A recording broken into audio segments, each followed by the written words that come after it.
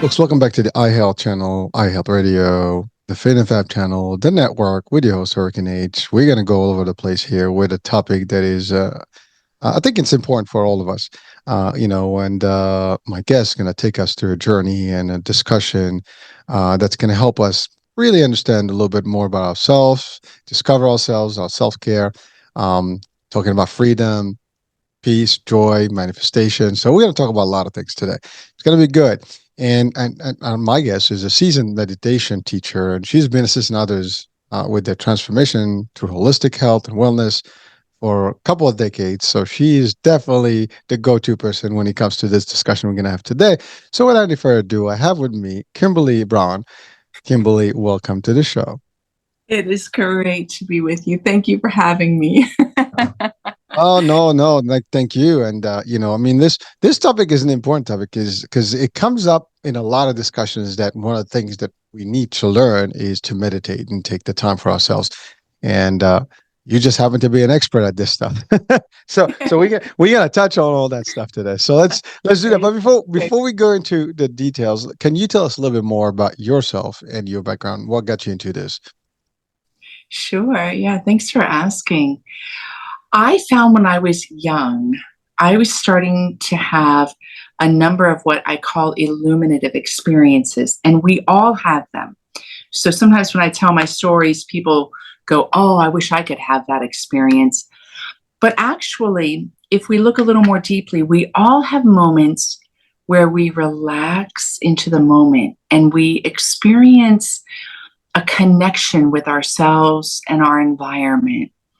We experience something. Now, my language would be more spiritual, but it doesn't even need to be spiritual. For instance, let's say you're in a really breathtakingly beautiful place. It's really common to be taken with it for just a moment. So even if you're living a life of high stress, there might be a moment where you're like, oh, you're struck by the sunset. Or maybe when something really beautiful happens in your life. It could be a birth of a baby. It could be a special moment in your own life's work. It could be a big change that makes you really happy. So we all have a lot of illuminative moments.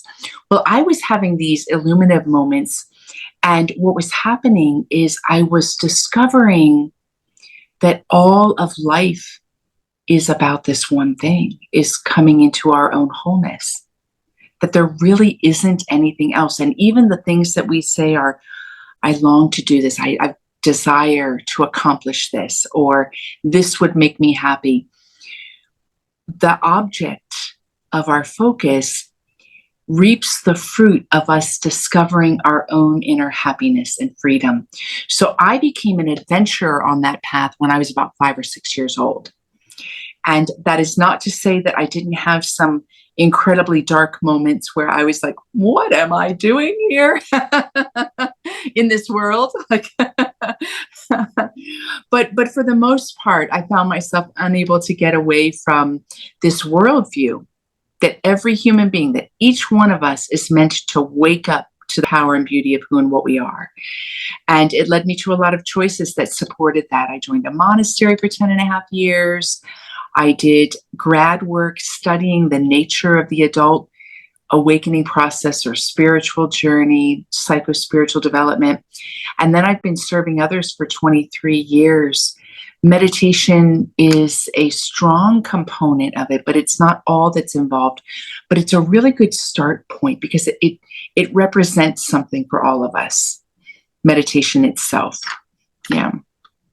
So, oh, wow. Okay. So let me see. There's quite a bit there. I need to break it down a little bit. So, well, the first thing is the idea of you starting this journey in a very early age. And so that there's a question that I have about that because how can someone really realize that? I mean, at that early age, right? So that's one. Because I mean, was it exactly what it was? Obviously, it was for you. I mean, you pursued it, but for someone that's listening to it right now, they're like, "Well, I have a lot of moments in my life. I don't know. Was that it?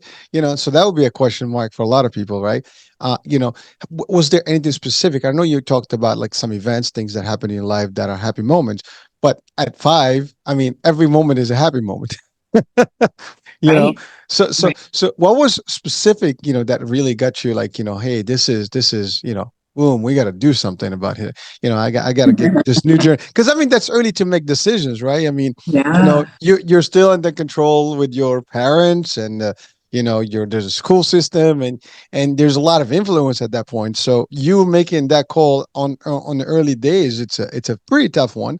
And a lot of people, may question it. Now, those that have kids, maybe it's something we have to look at, like to see if our kids potentially have that moment, and maybe there's a way to assist in that. But that's the reason I'm asking the question. Like, what should we look for if we are at that moment or we see someone at that moment in age? At such a young age, yeah. So, do you want me to share a specific experience first and then go into what Sure. might be markers of that? Well, I think children, like you said, are and tend to be pretty energized about life in general, right? You get really excited even about your favorite ice cream cone, Hmm. or even if you just get to take a walk and get a really cool stone you find. And so I believe at that stage in our growth, we are all really available to the joy of the moment. We're not being self-reflective usually. We're just really experiencing life. And where I made a decision was, and this was a key moment. I'm going to share this story, but there were numerous moments that added to it. And we lived in Cincinnati, and I was total geek. I loved school, so I loved fall. I loved everything. Now I'm from the age where you get your cigar box and you decorate it, and you get the pencils and the scissors and everything you put in. I loved everything about it, getting my schedule. And we would walk to and from school. And I used to love walking home from school. I loved it. And especially in the autumn when the leaves would start to change in the Midwest. And I remember one day when the leaves were turning and the wind had picked up and there was it wasn't summer anymore. There was that little bit of chill in the air. You could feel it. It just felt like change. My experience of that, without me thinking about it, was all of the earth was dancing. And I began dancing all the way home because I felt naturally, again, this isn't me reflecting, I felt naturally that I wanted to be part of the dance.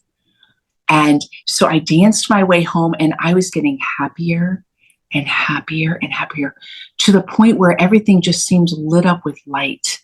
And I felt that I was a part of it. And I stopped at the end of our cul-de-sac and I was just taking it all in. I was so happy. I was taking it all in. And then I was looking across the street at this tree that was beautiful, and all the leaves were going like this on the branches because the wind was rustling through them and they had turned color. So it was very beautiful. It felt like, this is my experience, it felt like the tree pulled me to itself. Like it said, look at me. And so I was like really looking at the tree. And then all of a sudden, one leaf pulled my whole attention. And I was just absorbed into this moment looking at this leaf. And then from nowhere, the leaf broke off the branch and it began to descend to the ground. And I did not solicit this, but from really deep within me, this existential question came up at such a young age. It was like, I was really sad. Is that all life is about? Because the leaf represented dying to me. And again, this wasn't in my head. It was just arising really quickly from deep within. And right as that happened, where I had this anguish, this existential meaning of life anguish, time felt like it stopped.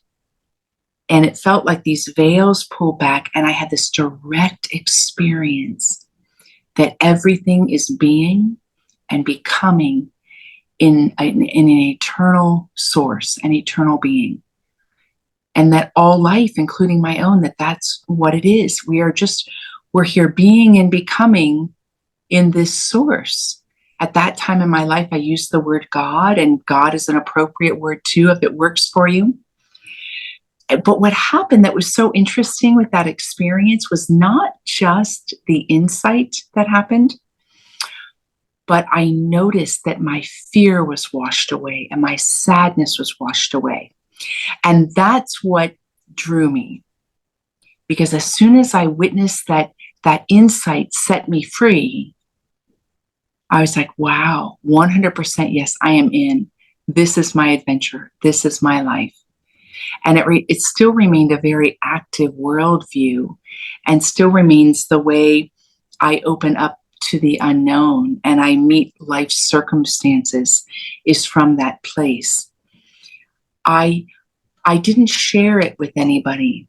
So if you're an adult and you're listening to this and you're wondering if your children are having these experiences, because all children are having them to a certain degree, I don't know if they're reflecting, because I was reflecting on the experience and gained the insight, like my mind went, I had an aha. I think the easiest way for children and adults is ask questions of our experiences. For instance, let's say you had that beautiful aha moment at the sunset that I just pulled out as an example. Sometimes we just let that go right by, and then we let the stressors of our life extinguish what happened in that moment. One of the most powerful things we can do is stay with it and take a few minutes, like, wow, why is this leaving me feel so much like everything is okay? We go through our lives wondering if everything's going to be okay. I mean, there are so many challenges in life. We can stop in those moments and relax.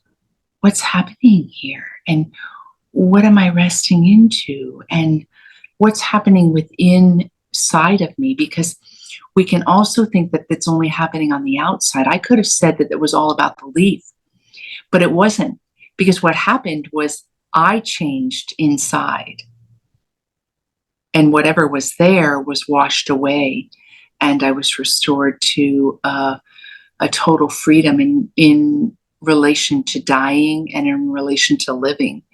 So that's where we have the great opportunity. And if we do have children, when we see them so happy, I mean, you don't want to do it all the time because they'll be like, leave me alone, right? That's exactly how they're going to say it. Can I just, Mom, leave my room. I want to play. Totally. But there are moments when we can get a little closer with our children and say, oh, that is really happy making. Like, what's making you so happy? Or what's happening? Like, do you feel it in your heart? Do you feel it in your stomach? Do you feel it in your body? Those are ways that we can help our children navigate staying close to their center versus moving into being stressful as they become adults.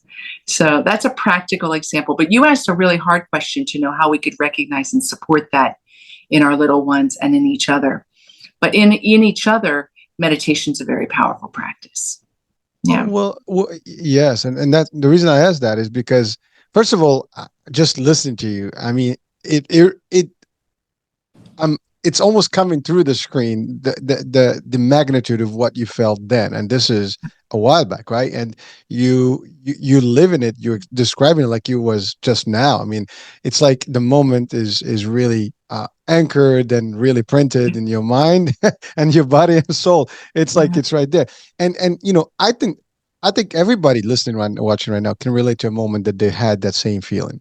Because I think we all had those moments where like you just stand and you're like, wow, you're in awe and you feel something different. But what's deep about this is that you went probably at a younger age to a higher level that I think even adults may not be able to tap into today. And I'm not, judging, but it's very difficult to imagine someone really reflecting on that and live and getting and making the peace with the concept itself, because that's a big fear. I think one of the hardest things that we have in life is thinking about that. And it's a matter of fact, I just did a show and we talked about that. Like, we need to have that tough conversation about it because it's real. But having an early discussion with yourself about like, Right. hey, I'm cool with that. Life is full. I mean, I got to live to the fullest because we established that, and I think that's a good way to look at it, right?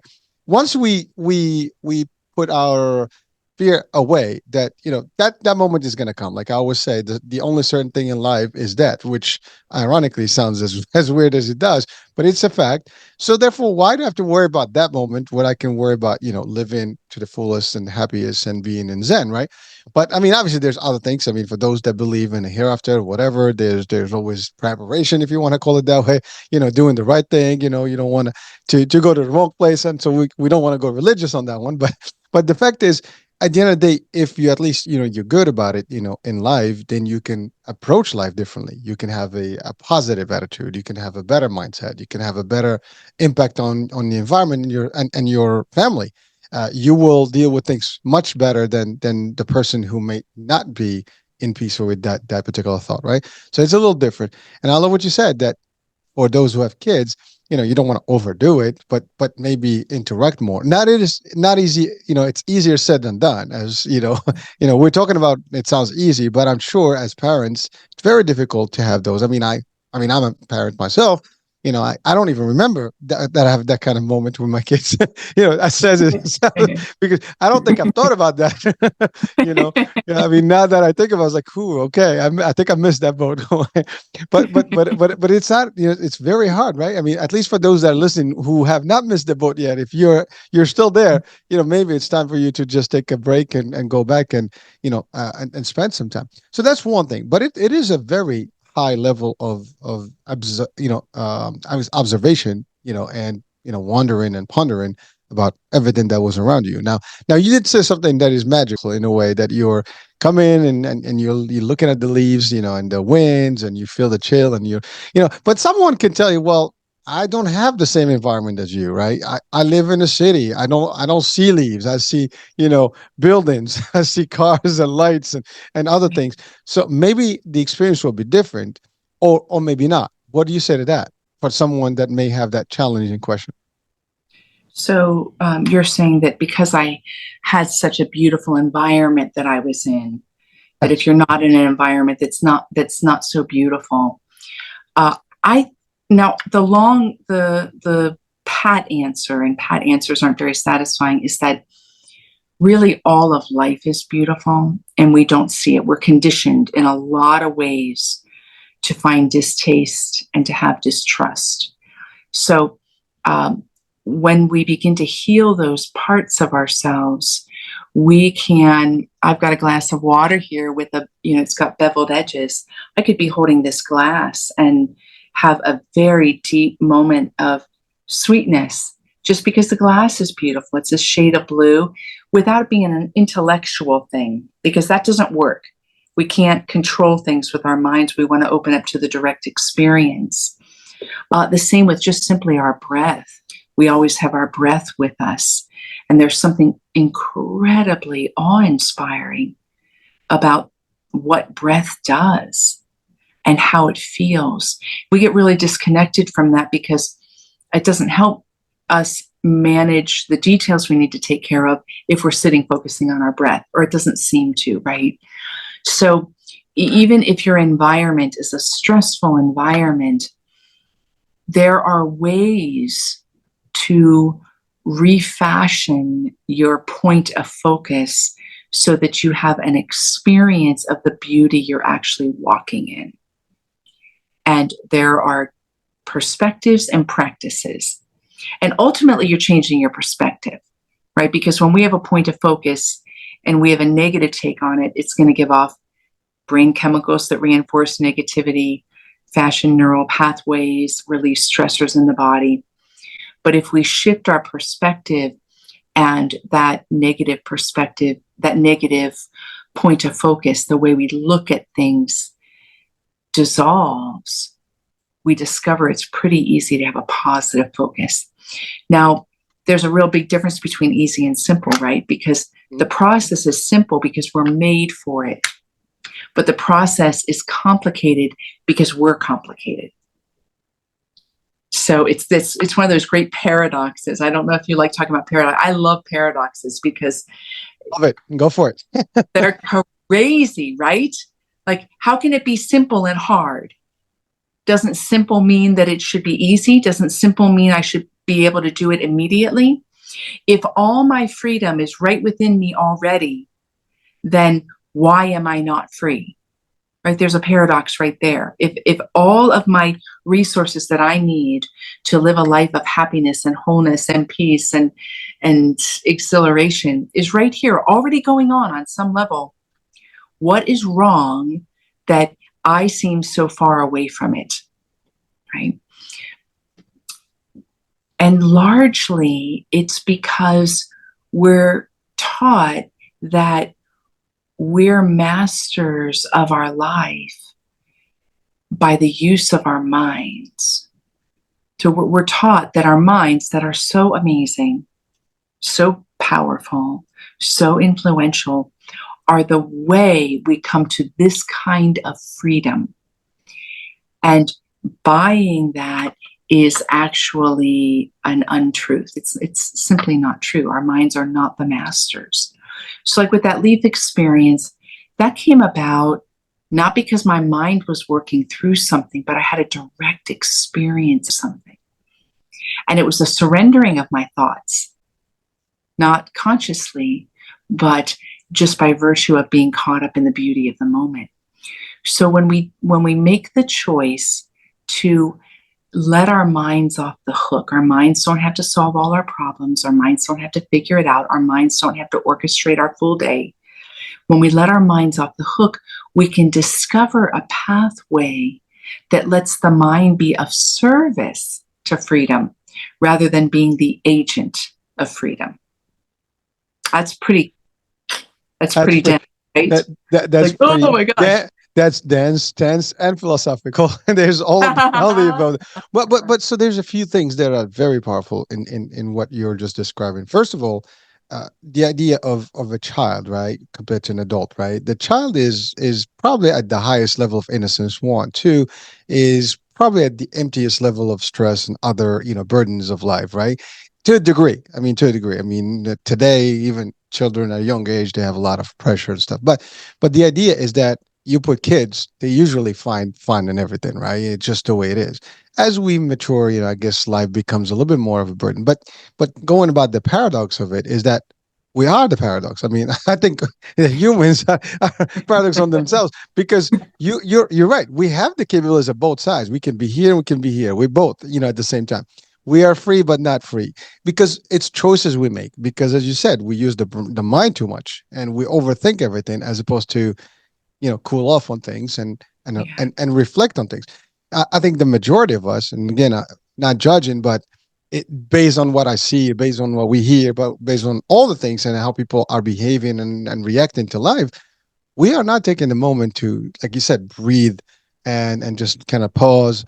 I think that's the thing. If we all did that, as a matter of fact, part of the some of the exercises that they do, like the box breathing or box, process where you actually breathe in, hold, stop, all that stuff. It's used in psychiatry, it's used in therapy, used in a lot of different formats because breathing is a big thing, right?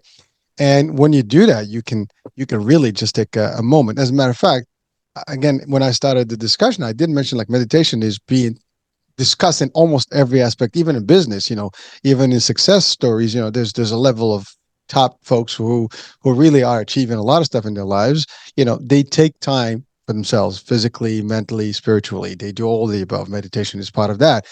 It depends what they do, but in terms of how they approach it. But there's a lot of ways to do that, right?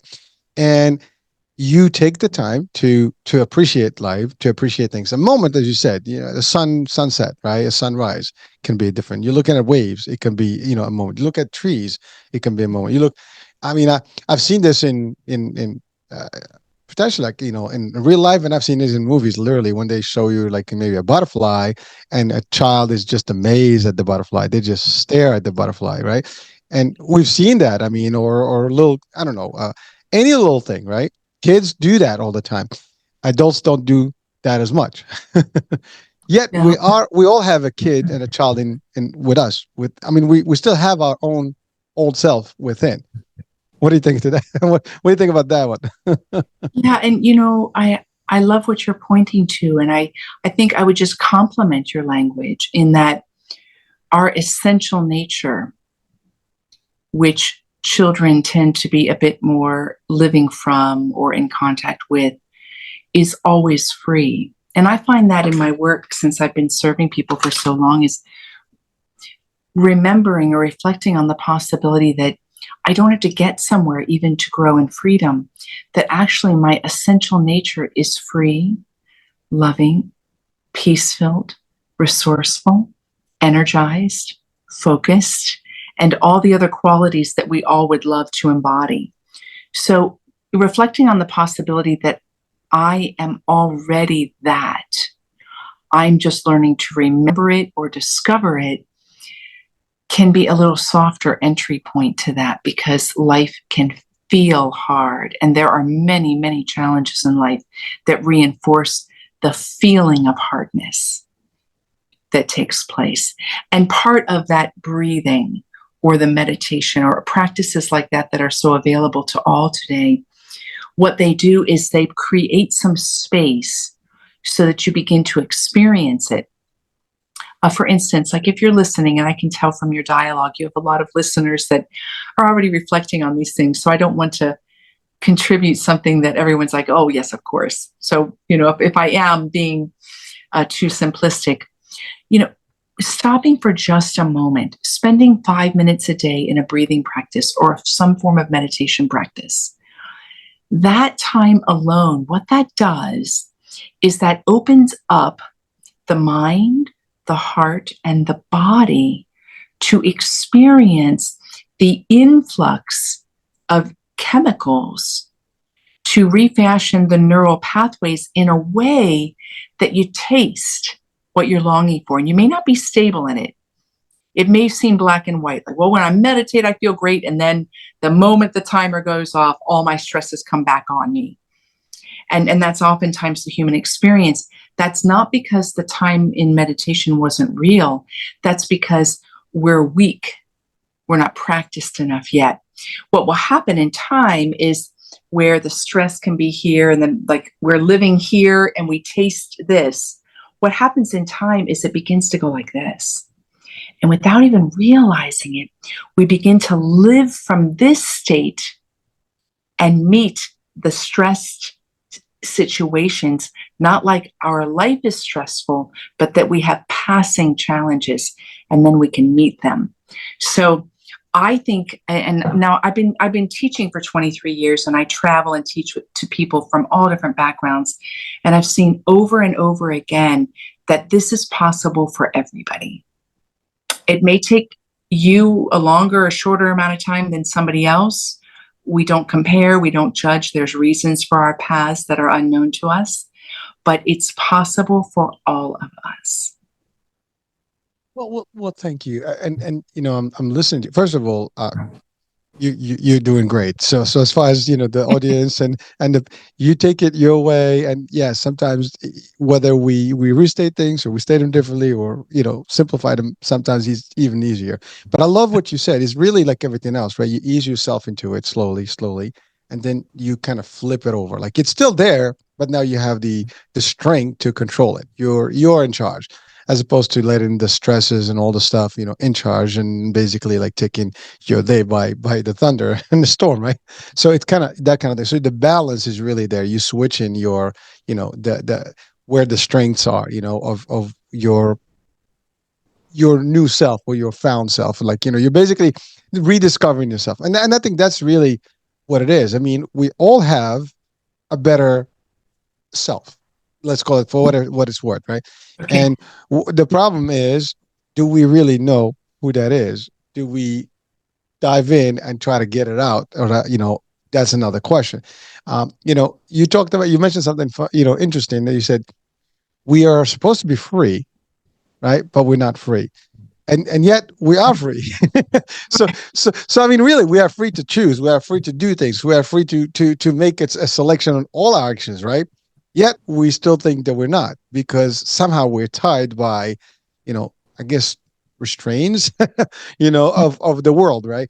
And I think those are the things that we capture and adopt throughout, our childhood. Like, so since we're kids, we start growing, and then you start picking up all these things and these elements from the outside world, right? whether, again, I mentioned influences. Your parents are the first ones, then you have your school system, your friends, your entourage, then your colleagues at work, and so on and so forth. And then you have all the news, the media, this, that, the other, and we don't separate ourselves, and like you said, taking a moment for ourselves. I think that's the thing. How many of us take a moment to breathe, to take, a half hour, 5 minutes, 10 minutes a day just to be you by yourself? Like, I don't want to talk to anyone. I just want to be with myself, me, myself, and I having a good time. you know, I mean, it's a very difficult thing, I mean, people are watching and listening right now. I'm asking you, if you're listening, you can put this in the comment. You know, uh, have you done that? When was the last time? How good was it? And I think I can say, even for me. I mean, I try to do this, every now and then, but I'm not good at it, and I don't do it on a regular basis, like, steady. Every day I got to do this. Now I do other forms of things that help me, but you're right. Like, when you have that moment and you just by yourself and taking, just, you don't want to talk, you don't want to think, you just want to reflect on things. As you said, a good moment. You sit outside, you watch. Sometimes I just watch the sunset. I mean, that's one of the most beautiful things. You just sit there and just glance, and that's it. Like, stare. And it's pretty good. You go by the water, just look at the water. I mean, one thing I enjoy, I love cruising, and I just sit by the water, just watch the Mm, I just love to watch the ocean. I just sit there and just keep staring at nothing but blue, you know, and it's gorgeous. I mean, and you feel a very, very different self, when you do these things. Now, I wanted to just ask a question, because you mentioned something that you've sure. taught around the world, different people. Have you found that maybe some people have a better ability than others in terms? I mean, they do it at their own pace, but like, maybe someone with religious, background, or religious, more religious, I guess, style, would be able to accept it differently than someone who doesn't. Just a question. Someone from a particular, I don't know, a part of the world will be better than others. What was your take on that one? I mean, because there's got to be triggers. Capacities. What are some natural capacities? Yes. Right. I think those that identify some form of higher power or source, I don't necessarily think that people who are part of a particular religion are necessarily more whole in this way of wholeness, because there's a whole set of reasons as to why we're part of any community that we're a part of.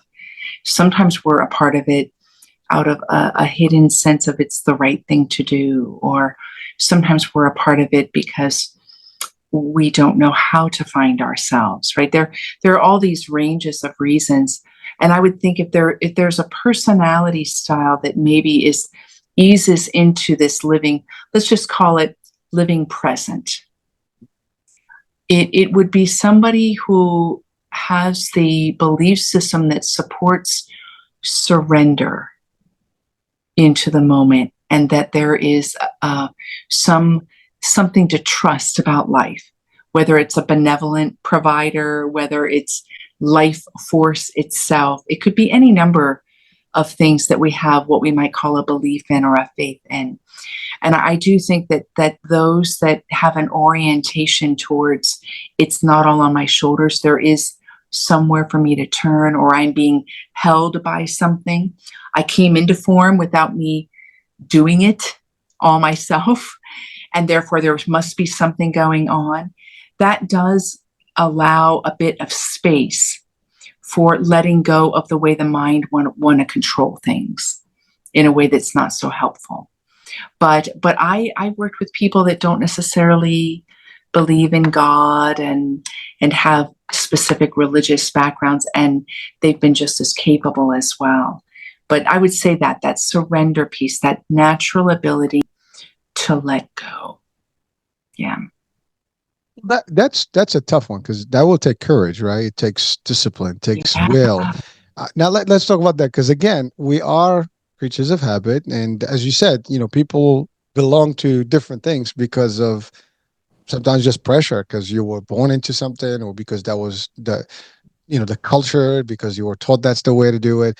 But do we really take the time to kind of remove ourselves from all those attachments and kind of like just be us without it. I mean, if everyone literally takes a minute, I just think about this now. If we all kind of like just remove everything, like, I just exist by myself on this planet, how would that be? Right. I mean, That's a literally, great right? question, right? Right. Such a great question. And letting ourselves pose questions like that to ourselves, I think is brilliant. It's brilliant. Think about how that interrupts all the assumptions that go into what we're doing and why we're doing it. Uh, right? I can just imagine there's like infinite ways to think about that one. Totally, totally. And a lot of the times, not as a dominant, but it's significant enough just based on what you were sharing.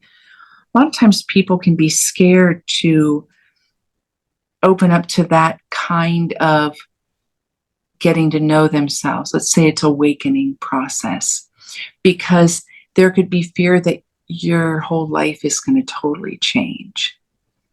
What would happen? Will I find that I can no longer tolerate the job that I've been compromising my whole self in for 20 years for all the right reasons? Those fears, what will happen is those fears will all go away.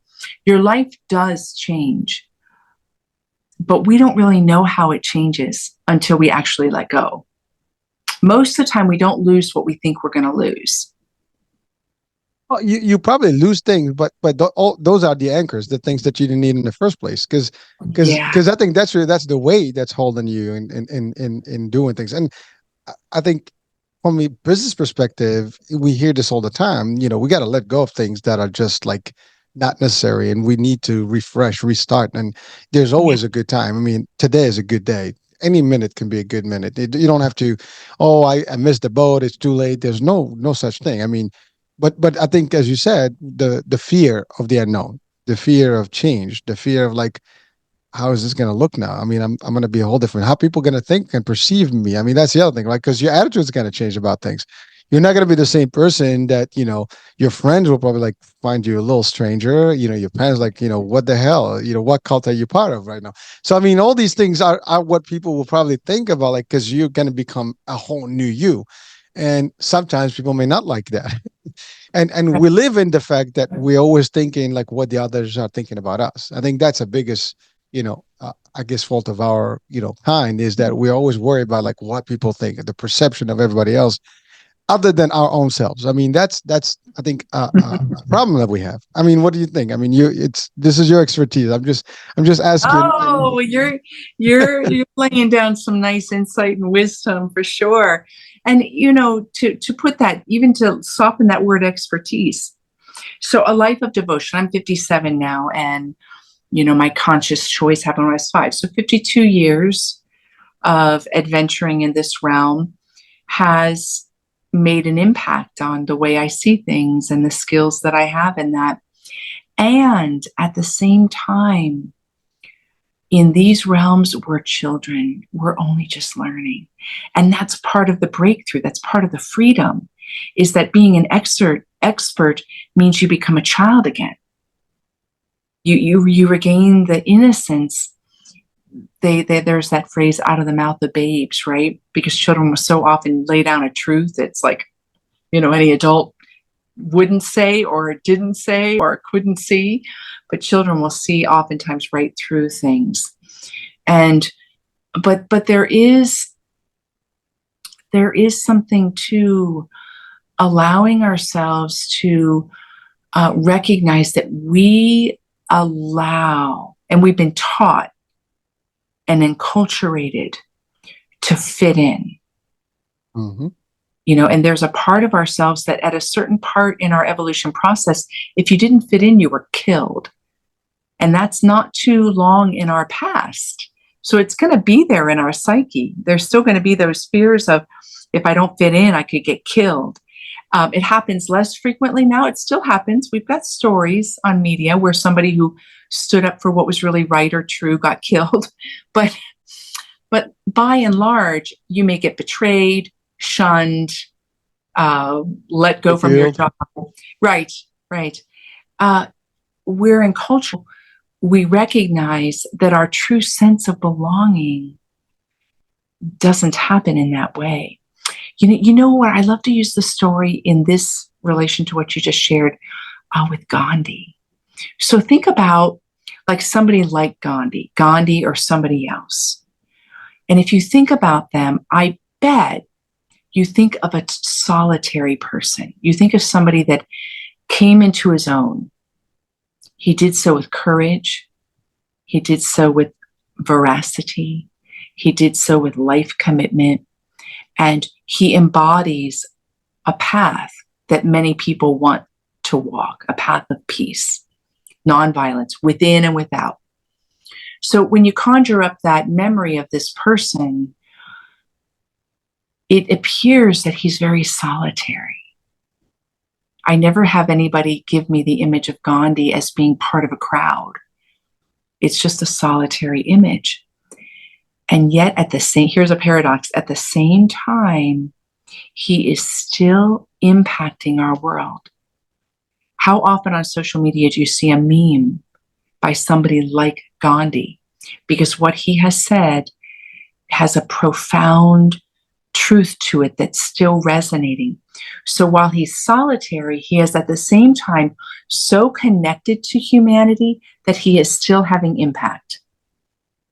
So see, ultimately, when we come into our own and our wholeness and our truth, we may feel and be scared that we're going to be alone, but we gain the greatest position of belonging and connection. It's just not in all the limited ways, like how I look or what I do successfully. I think, great example. I mean, Gandhi and others have taken that path, but then made humongous impact in the world and how things, to date. I mean, some of their teachings are still practiced and taught, and used in a lot of areas, right? And that's the thing. Like, you are changing how you perceive the world, how you actually interact with the world. But now you are a better person, which means your impact is going to be much better than probably, the older self of yours. I mean, because I think that's what it is. I mean, no matter who we are today, if we can get to that level, we become better. And that should be something that we should all long to. I mean, we should be like excited about the contest or the concept that we will be a better person. And this is not scary. This is like exciting. I mean, like, hey, if I could elevate myself to a different realm to become a little bit more free. Now again, here the word freedom can be a little bit Right. misjudged, misconstrued, misdiagnosed. Depends on Right. how you look at it. Because there's freedom of speech, there's freedom, there's politics, there's this stuff. We're talking about freedom of self, spiritual. Like, you basically just detach to everything. You are just yourself. And now you can play political if you want. You can play diplomatic, but you're still detached from everything. You can control how you basically are free willy. I mean, you can do whatever you want in a way because you're in control, and no one can control you. That's the thing. I mean, the ultimate level of freedom is that when nobody can control you, your mind is free. I think that's really what it is. Once your mind is free, the rest is history. No one can stop it. Am I touching on that one? I mean, is that right? Well, you're speaking of it. And I think the only thing that I would add to it is um, I see the self as being an aspect of our core nature that the mind and the body and the heart are just participating in it. So I wouldn't bring it down to the mind, but I do think that I loved everything you said. And I think part of coming into freedom is that, yes, we think clearly, we see clearly.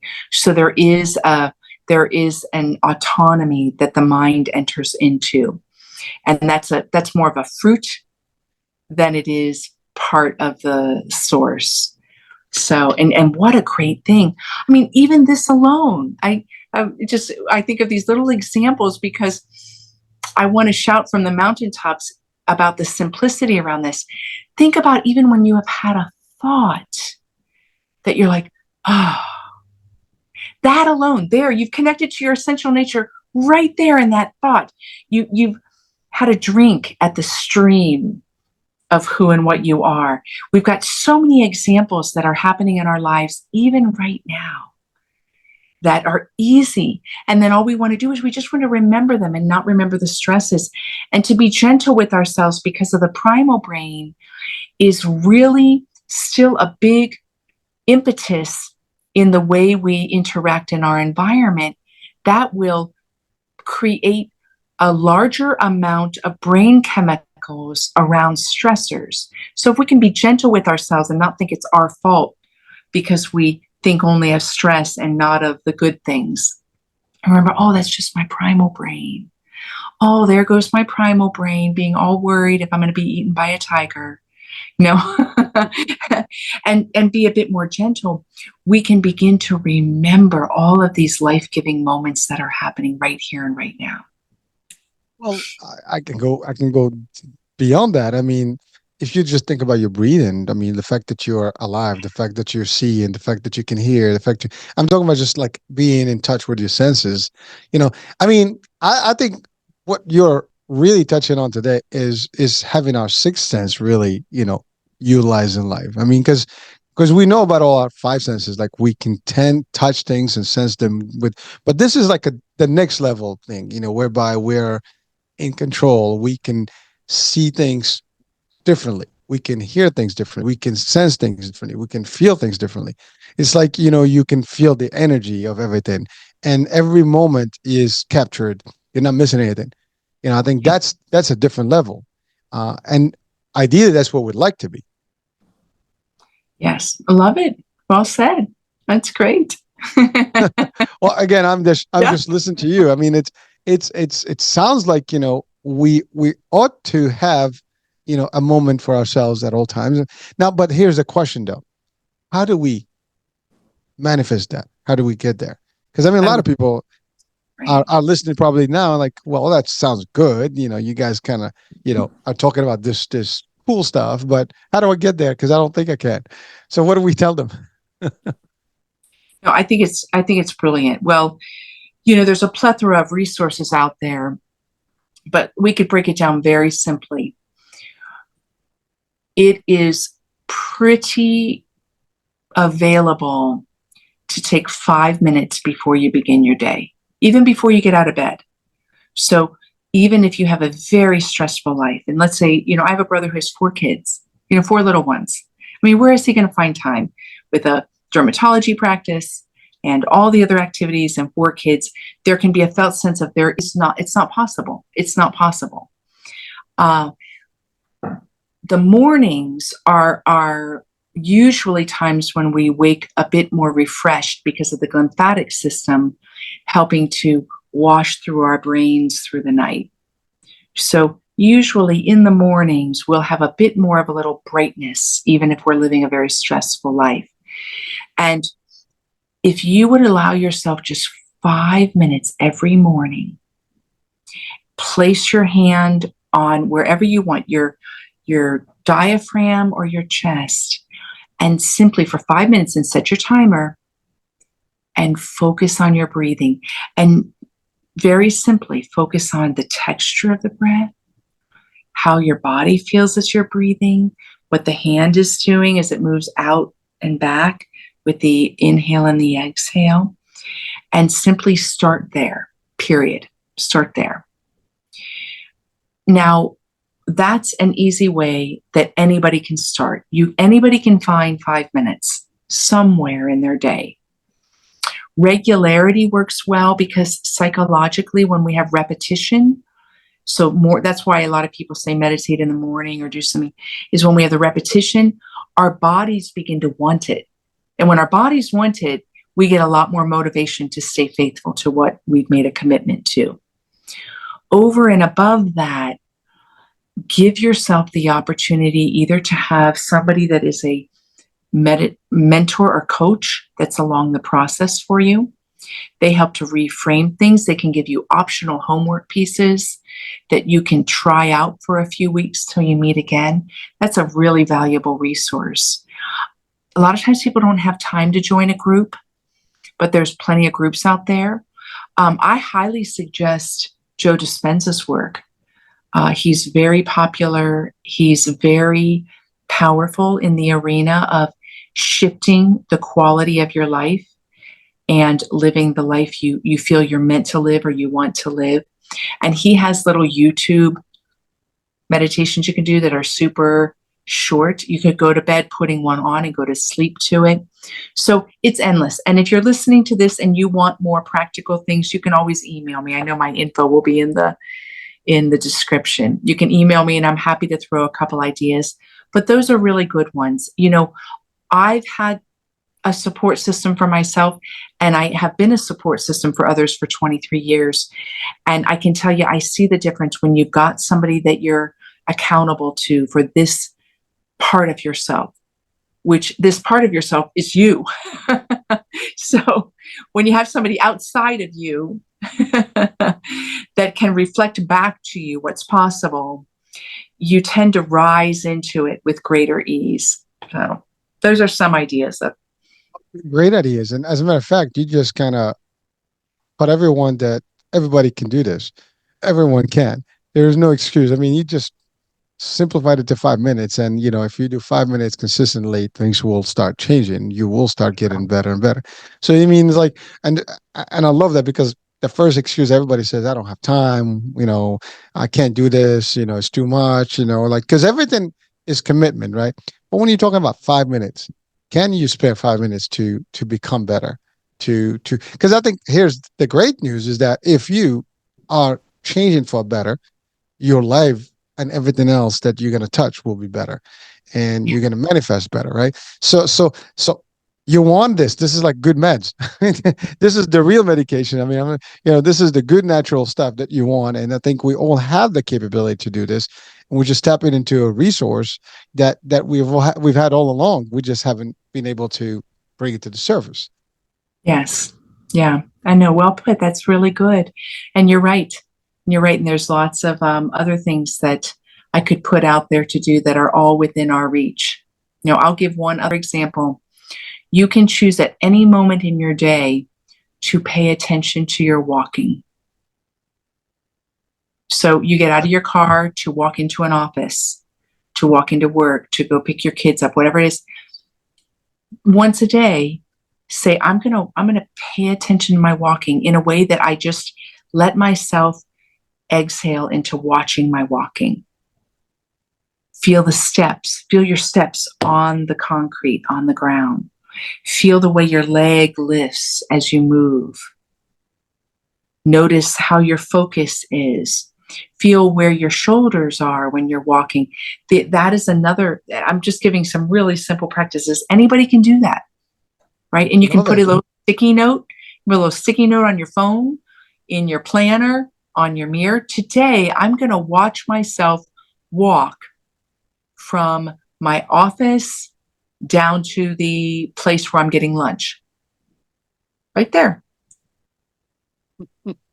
I think everybody can do that too. I mean, these are like, I mean, there's no excuse, folks. I mean, I'm sorry if you're watching and listening, you're caught. You can't have an excuse. You're caught. That's it. This is it. You can't say like, well, I couldn't figure. I mean, walking, we all do that. I mean, but it's funny. I'm listening to you. And I'm sure everybody who's watching and listening right now can have the same thing. They're probably thinking about 10 other reasons and 10 other things that they can do in the same fashion. I mean, you can just listen to your breathing. You can listen to your heart. You can just stare at something, just in nature, look at a tree and just contemplate. Look at the stars. I mean, that's a beautiful thing. I mean, at night, if you have stars that you can look at, I mean, sometimes if you're in the city, you're probably not going to be able to see much stars, but look at the moon. You got a full moon. I mean, I'm saying like there's so many things that are around us that we can look at on a day-to-day basis and just kind of like, wow, and like I said, you by the beach, stand on on the sand and just look at that whole ocean and just start imagining and thinking about it. I mean, there's so many ways we can do this. Now, your work is helping people. Now, how does someone work with you, and how long does it have to take to get from not in tune with ourselves? And that varies depending on the level of stress and or trauma that somebody's operating from. I usually see a lot of change within 3 months when I work one-on-one with people. Stable change. So my change is can be very dramatic. I've helped people heal from panic attacks and things like that. So it can be very dramatic. but it's a very stable way of changing. It's not a fad diet. It's actually a slow integration of living life consciously. So it's usually 3 months.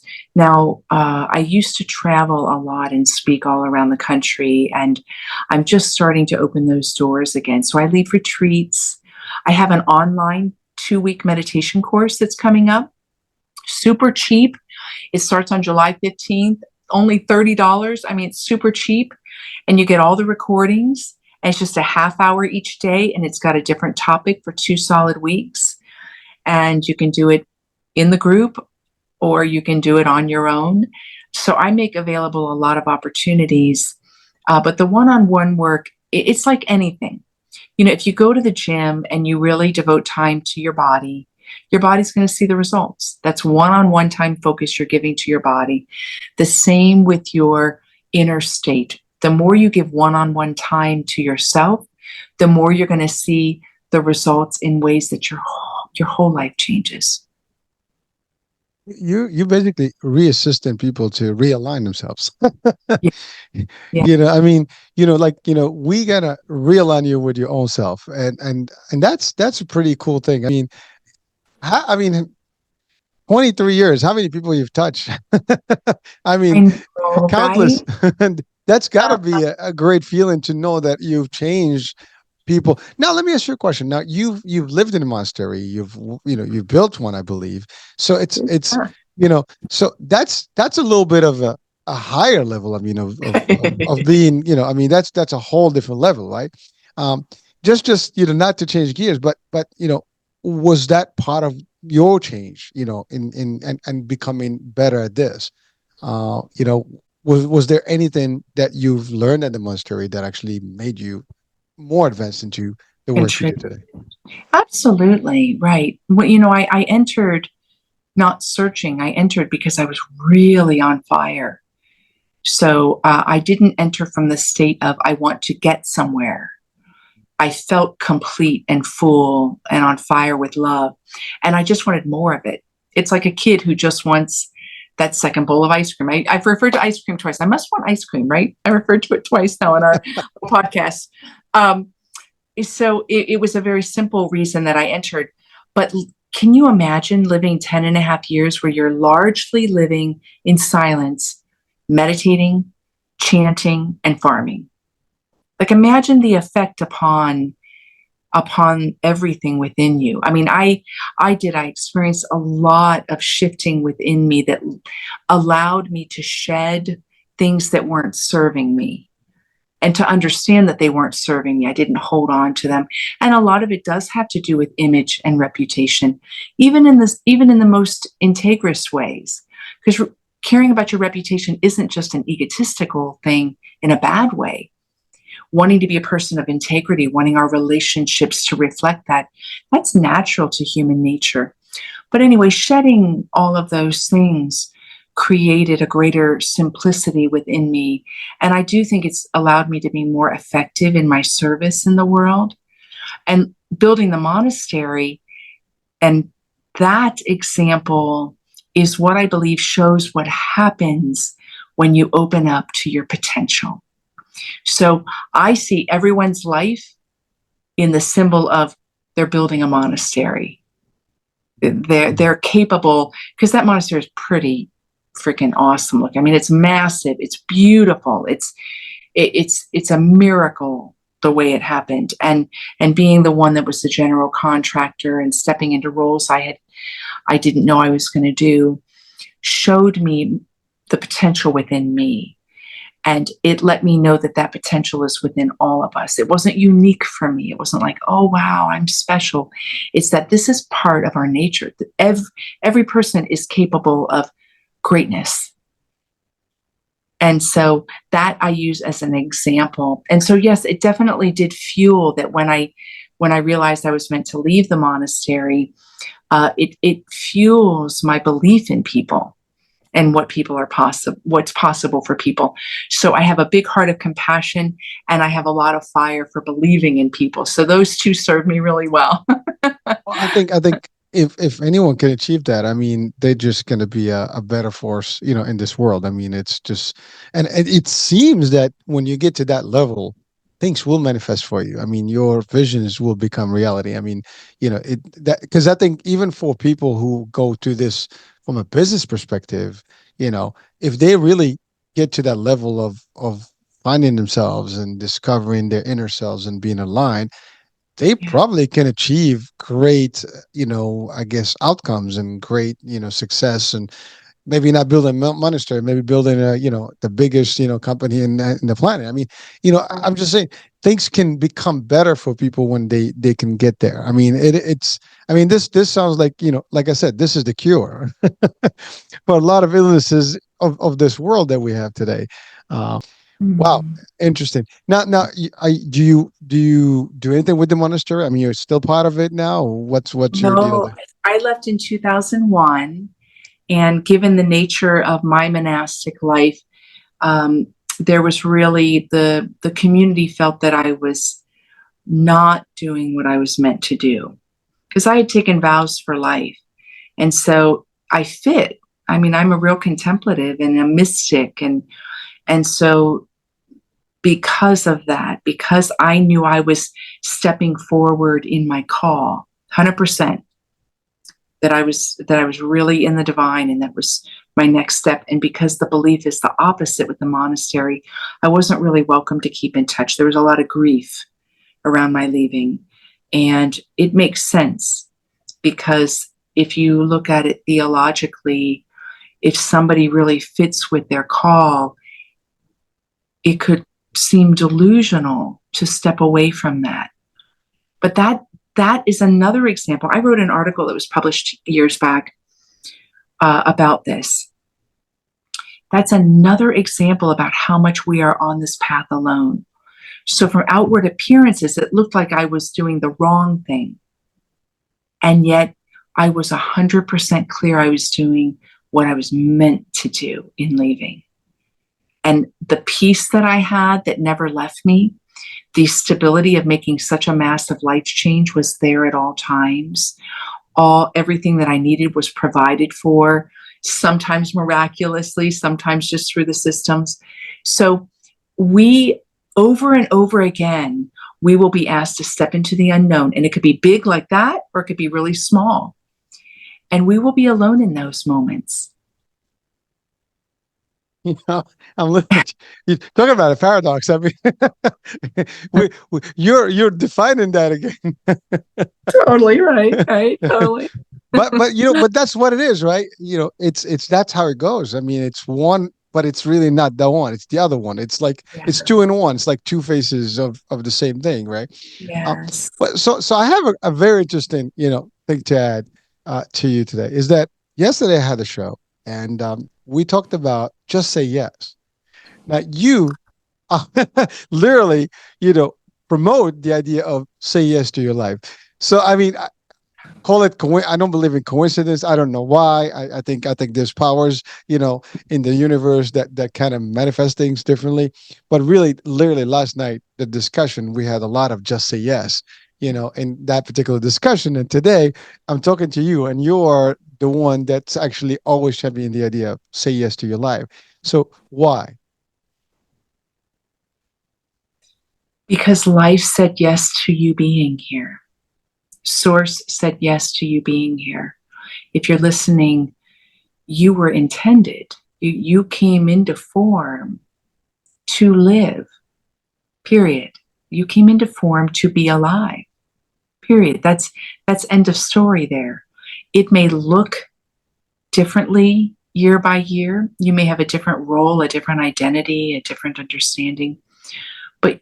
But life is that from which you came, and in that you are experiencing. So there isn't anything other to saying yes. If you say no, you block the stream, you step away from reality. So you want to say yes because you want to be in reality. That's where you're going to find the happiness. And it's not about finding the happiness, like you have to grasp for it. The saying yes opens the doors to experiencing. And that yes will penetrate all the nooks and crannies where you feel hesitant or afraid or contracted or confused. Your yes needs to go to every part of saying yes to your life. And the why, even though I'm giving my answer to the why, you're meant to give your answer to the why. That's the beauty of being alive. Your being alive is an expression of something inexpressible. And when you say yes to it, then you get to say the why yourself. And when you answer that question in our world, you impact and you celebrate something that is both you and beyond you. That gives you chills when you hear that. I mean, you get goosebumps with that concept. I mean, I'm sure people are watching like, ooh, this is the deepest thing. I mean, it's really philosophical. It's really deep stuff. I mean, it's you know, it's the concept of life. Like you're supposed to embrace it. You're supposed to enjoy it, and you're supposed to know your purpose, out of it. And I think we all have a purpose, in what we do. You don't just do things ad hoc. I mean, everybody's meant to do certain things, and so that leads me to one, question that's been like bothering my mind a little bit. And I think, and it's completely simple question is that people may think that because we want to have more things, more positions, and we don't want, like everybody talks about, more money, more positions, more property, more this, more that, more success. Is this finding the self, you know, a destructive way for all that wellness? Because someone can say, well, I don't want to know about anything because I love what I am today. But will that be a sacrifice? Is there a need for sacrifice? Or it doesn't matter. You can still find yourself and still be successful and still be rich and still have all the possessions of the world. Is that a contradiction, or is that the paradox itself? Yeah. I think you're pointing to something that the collective consciousness has put out there, and that is, for instance, there's a scripture quote, it's better to give than to receive, right? That has oftentimes been interpreted that you shouldn't want to receive, right? That life is meant to be a series of sacrifices, that the person that's most holy is the one that has nothing and keeps giving love. And I think those are misunderstandings. The culture is filled with a lot of conflict around this possession, not possession. And I don't think it has to do with the possessions at all. I think it has more to do with, are we saying yes to the fullness of ourselves?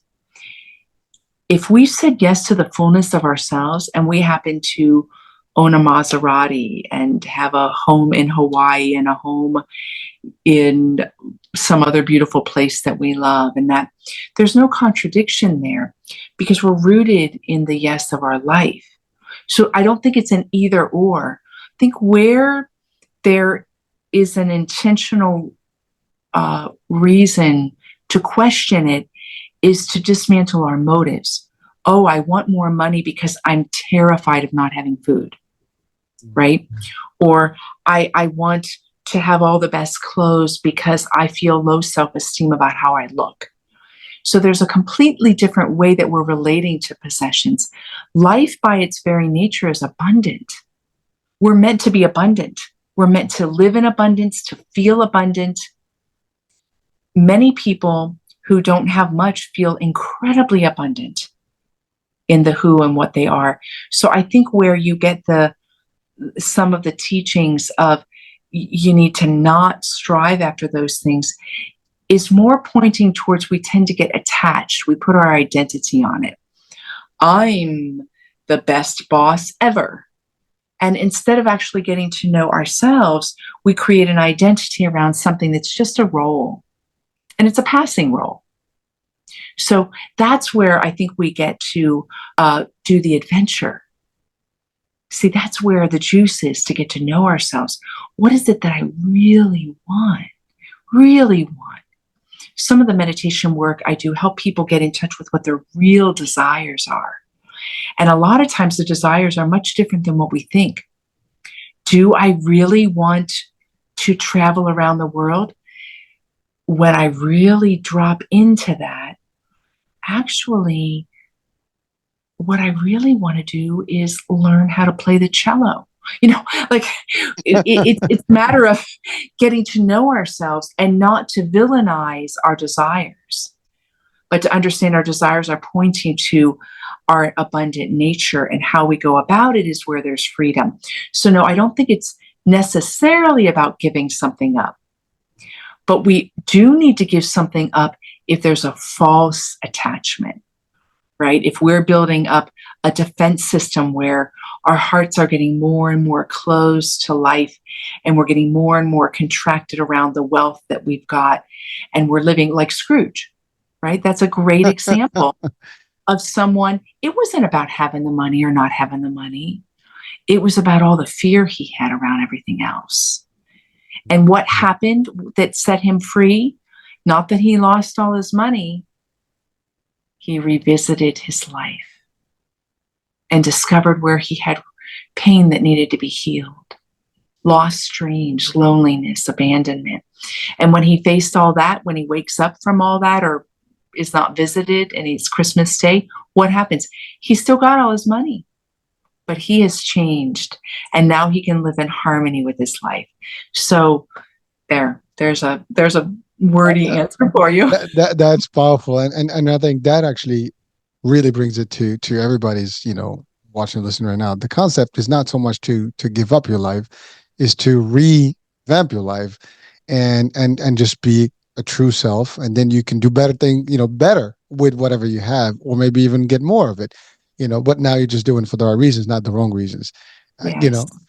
And I think that you hit around the nail. I mean, the money there, because I think that's what it is. We get attached to fluffy, shallow stuff, and we put value to them that may not have anything to do with it.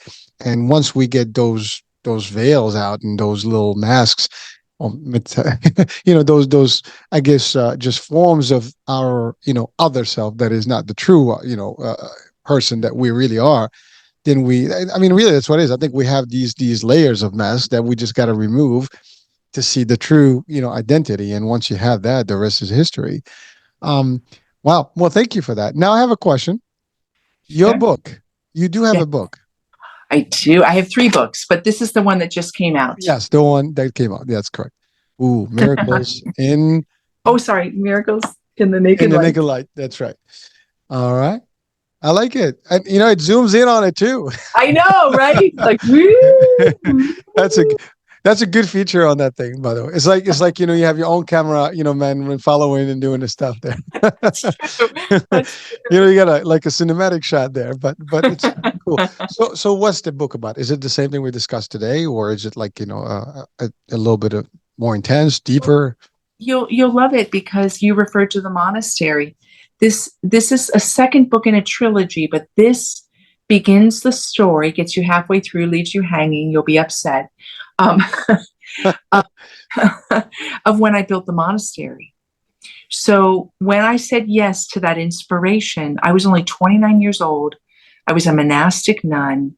I had no idea I would say yes to something like this. I had no idea anything like that would happen.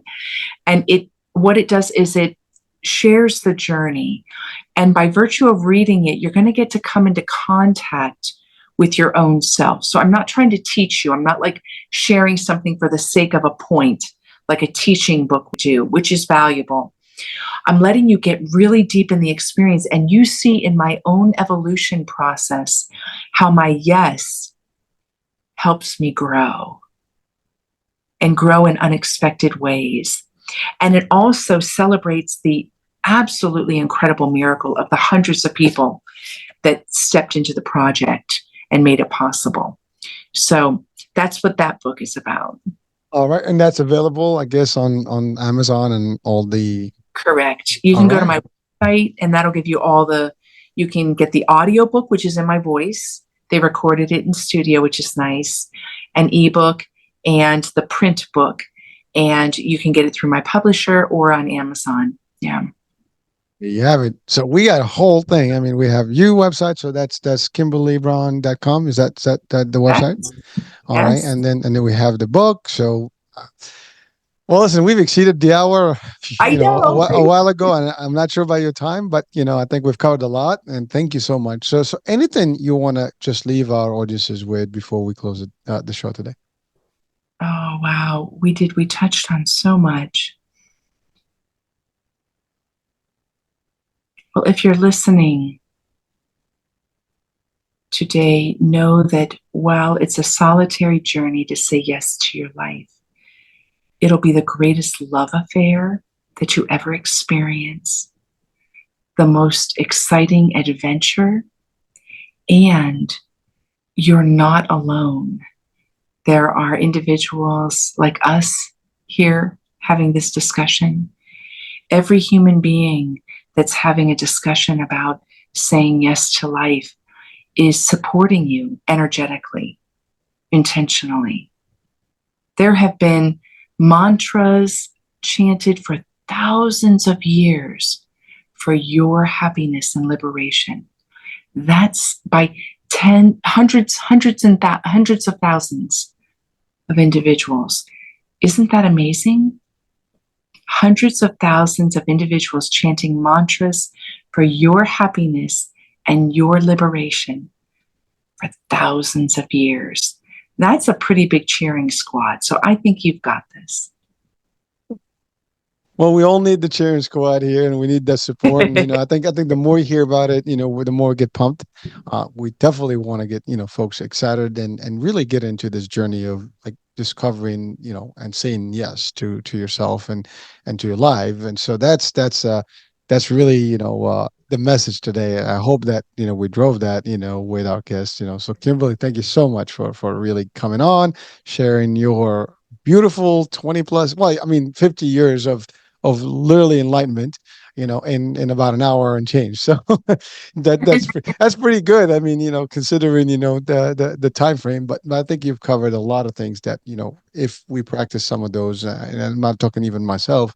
I'm gonna try to do the 5 minute thing every day just to get into it Great. myself. Oh my And gosh, you know how it goes. That'd be yeah. awesome. Yeah, listen, I mean, I always say this. I'm the first consumer and client of my own shows. I mean, so I get the first dibs, so I'll take that energy and the work, and I practice it if I can, I would, and I wouldn't even say if I can, because I do know I can.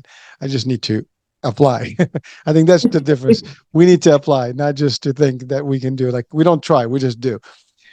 All right. All right. Well, Kimberly, thank you so much for being with us today. It was real. It was fun. Thank you. It was lovely. I loved it. Thanks. You're welcome. And there you go, folks. We're coming to the end of the show. Hope you had fun with us. You've learned a few things. Do check out the website. Do check out the book, and certainly reach out. Like as Kimberly said, if you want more information, you can email her directly. I'll have the description, the link in the description of the show. So please feel free to connect with her and just follow her work, and look forward to that. Read the second book and wait for the third one, I guess. This way you don't hang in there tight until the next one comes out. So that's like you watch those series and you're like, oh damn, I need to see the next, what's going to happen in part 2. Interesting one. All right, that's it, folks, for now. American Age, we'll be talking soon. New day, new show, new topic. Bye for now.